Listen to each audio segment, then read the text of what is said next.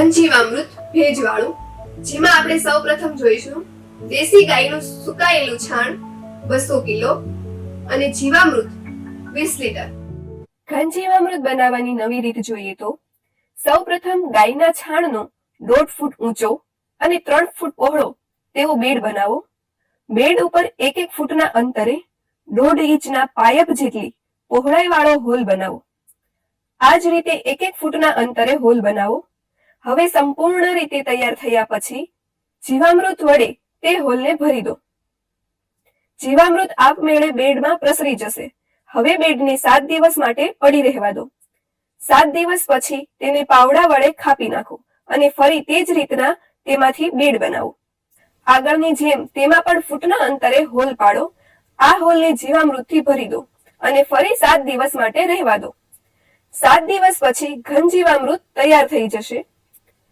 ખેડૂત મિત્રો, યાદ રાખો કે બેડ ઉપર સીધો સૂર્યપ્રકાશ અને વરસાદનું પાણી ન પડે તેની કાળજી રાખવી. તૈયાર થયેલા ઘન જીવામૃતનો સીધો જ તમે ઉપયોગ કરી શકો છો અને જો તેનો સંગ્રહ કરવો હોય તો આકરા સૂર્યના તાપમાં સૂકવી રાખો અને પછી શણના કોથળામાં ભરીને સૂકી જગ્યામાં તમે તેનો સંગ્રહ કરી શકો છો.